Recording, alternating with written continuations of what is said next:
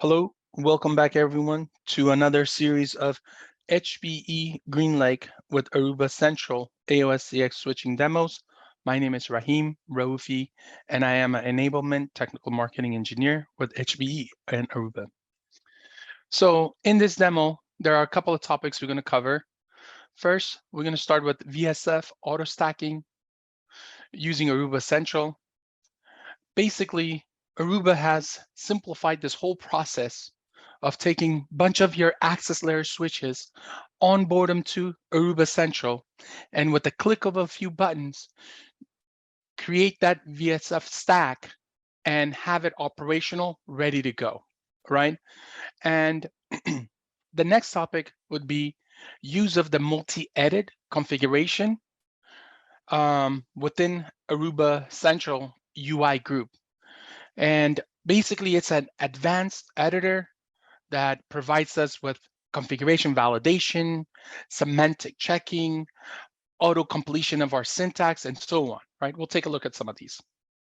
Now, before we start with our demo, some important things to keep in mind with VSF R stacking, prerequisites, right? First thing first, we need to make sure all of our devices are added to the inventory within the GreenLake, and we have assigned them a foundational central subscription license for Aruba AOS-CX switches, for example. Now, all stack members, other than the conductor, must be in a factory default and powered off.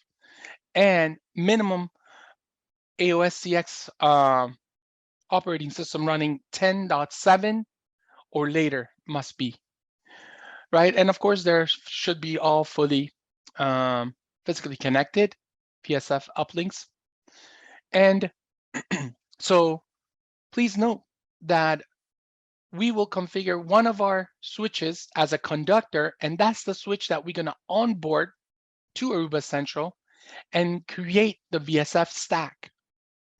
And then one by one, we will power on the switches, and they will automatically join the stack and form the VSF stack, right? That's the beauty of auto stacking.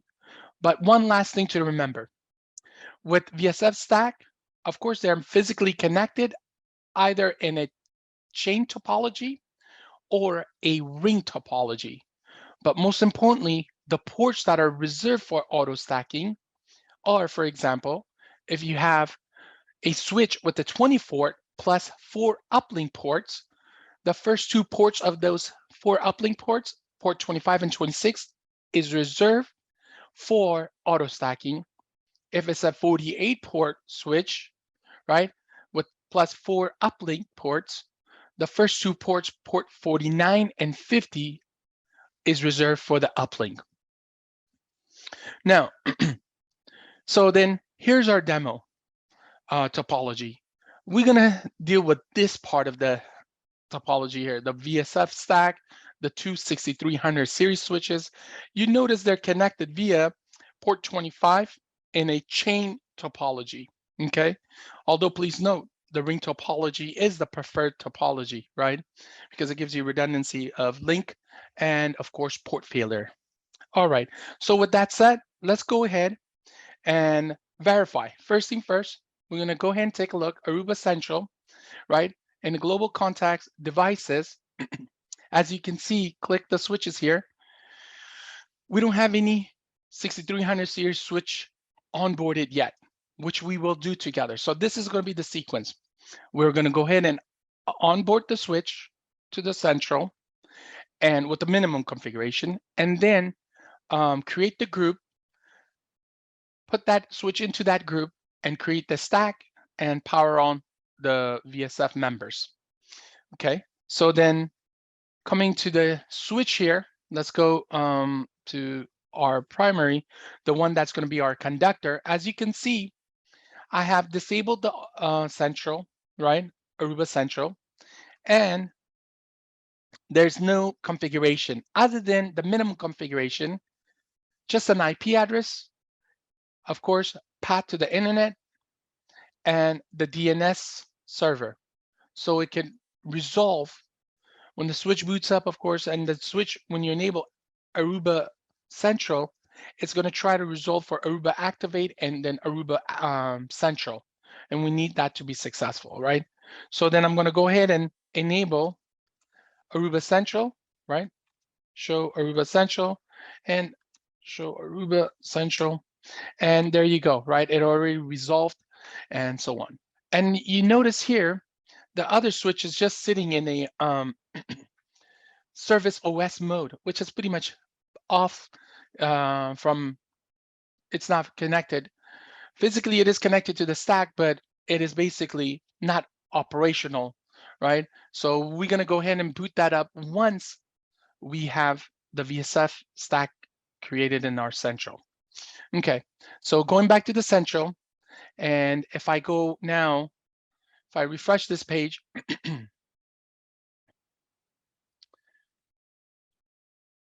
we have both of our switches here, right? We can see this 6300 series. Let's go back and create the group. So global contacts, click on groups, and it takes us to the group page. And on top here, I'm gonna click add group, right? And I'm gonna name the group as Central Demo, right? And what kind of a device we're gonna put in this group? I'm gonna put switches. It's not gonna be a template based, so I'm not gonna enable that toggle. I'm just gonna click next because it's gonna be a UI group, right? And only Aruba AOS-CX switches are gonna be added here. Now, the next step, we're gonna take that unprovisioned switch of ours, the 6300 series, click on that under unprovisioned devices. You're gonna see that 63 and move it to the Central Demo group and click the box, retain CX switch configuration. Click move, so we can move that switch. Also, yeah, so let's go back. Now, let's go back to that group. Within that group, central, within that global context, from the drop-down, select your central demo group and select devices. Brings us to the device page, device list page. And I'm going to click on the configuration here icon here to configure. Since this is our first time moving into the configuration of this central group that we created, you have to define that administrative password. There's a one-time when you are just moving into that switch, I'm sorry, into that group. So basically, this is the password, the same password, the privileged password on the switch. So then the central could sync up to the configuration of the switch. Now, on the right-hand side here, configuration status, you see when we click in here, you can see that that switch, and we can see the configuration status underneath. It went from error because until we typed that password, right? Now it was able to connect and get into that switch, and now it's synchronizing, right? And if I click on that, you're gonna see here's the running configuration of the switch, right? And here's what's pending that Central is gonna push down. And the green lines are showing us that these are the differences between the two configuration here. What is on running, what is pending. Okay, so now that it's synchronized, let's go ahead and under system within our UI page, right? Stacking and create the stack, right?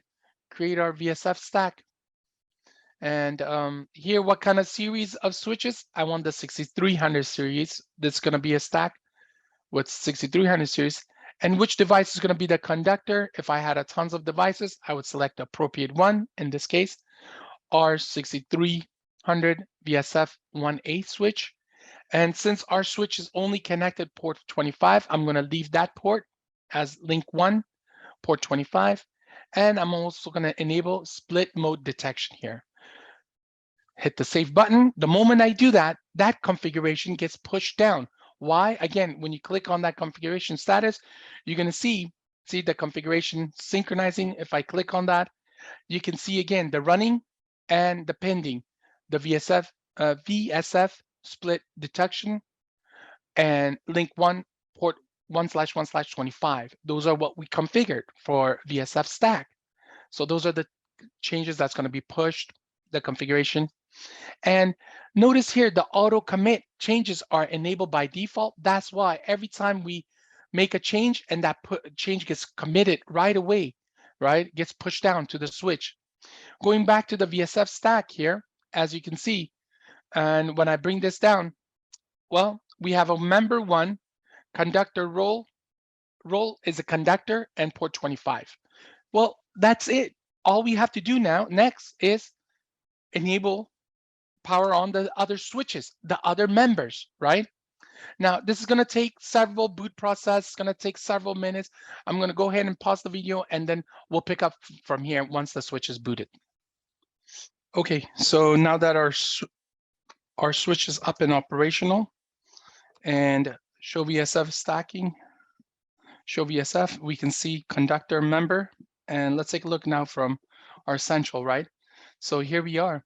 You need to refresh this page and come back into the VSF stack. And you can see member 1 is a conductor, member 2 is a member only. So if I had 10 of these switches here, yes, we have the conductor. Well, we need a backup, right? Standby.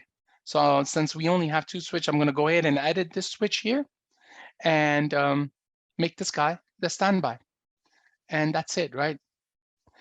And if I had 10 of these switches, one by one, once I reboot, power on, and they will all automatically join the stack and form the stack. So that should wrap up our VSF auto stacking. Now, let's take a look at multi-edit, right? Before we do this, let's go back here. I want to do something and prepare ourselves for the multi-edit part. I want to go back to the groups and take this 8320, move it to the central demo group, so we have multiple switch. Part of the multi-edit, I want to show the option that I can select multiple switches to configure them at the same time, right? So then let's go back to that central demo group and devices, and then configuration, right? So I just want to touch up a quick summary of multi-edit. We said it is an advanced editor, right? So I can use this multi-edit to do advanced configuration, right? Command line syntax approach. It gives us semantic checking, configuration validation. I can take multiple switches, right? From couple of switches to 100 switches, right? And do the same configuration for all and push it all at once, right?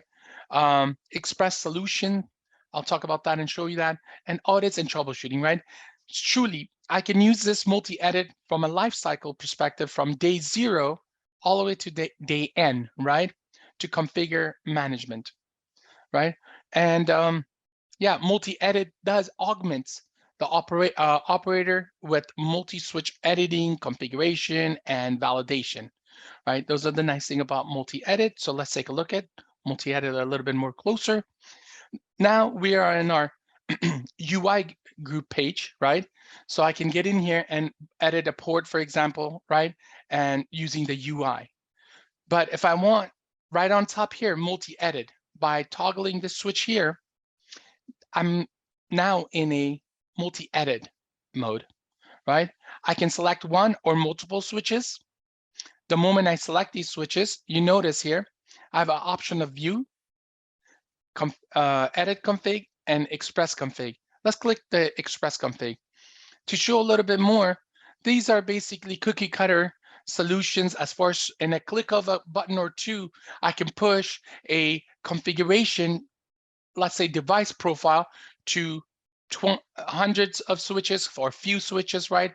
I want all the switches PoE priority to be high. I want jumbo juice. Oh goodness, jumbo frames to be enabled for all the switches here, the ones that I have selected, right? Or I can say, you know what, network analytic engine, right? We have several of these, of course. I can take and enable basically the script to become an agent for network analytic engine for several of my switches all at once, right? By selecting that. Although right now there's few of these express configs available, a couple of them, Aruba intends to add more of this in here, so it would be great. It's a great, like the name says, express config, right? Push up to 100 devices all at once. Let's take a look at the view config option. So in here, on the left side, I have an option. I can select all switches or just a one or two or whatever I like, right? For example, notice in here when I select the switch and I click on the right side and hit return, it says, nope, you cannot edit.